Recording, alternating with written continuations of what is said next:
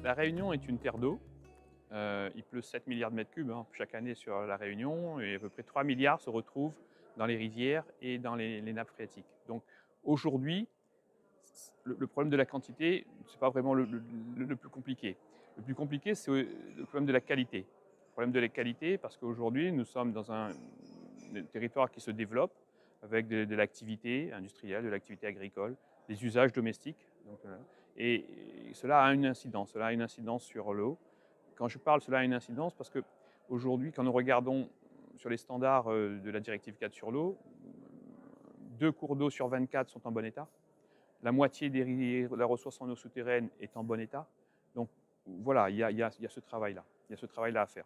Deuxième enjeu, c'est un enjeu d'infrastructure. Donc la gestion patrimoniale.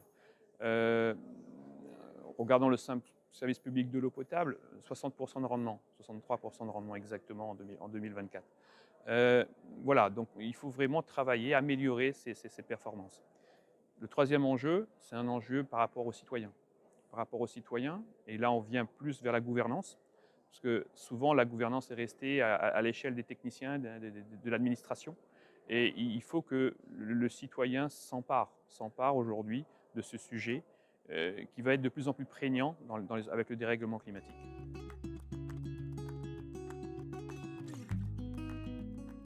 Par rapport au projet, donc le contexte Réunion, à mon sens, rentre pleinement dans les objectifs du projet, en ce sens qu'il faut faire évoluer aujourd'hui la politique de l'eau. Faire évoluer la politique de l'eau parce que le contexte a changé.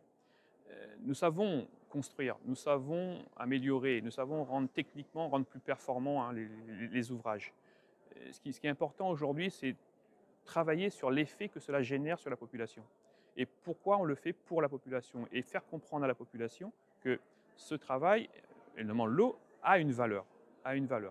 Et c'est en ce sens qu'il faut évoluer du principe de faire de l'efficacité où on va produire un résultat, on va produire une station, on va produire une unité de traitement. L'efficience où on va produire ce résultat en consommant moins de ressources, que ce soit de l'argent, que ce soit des ETP, mais vraiment aller vers l'idée d'effectivité. Donc on construit quelque chose dans l'intérêt de la population.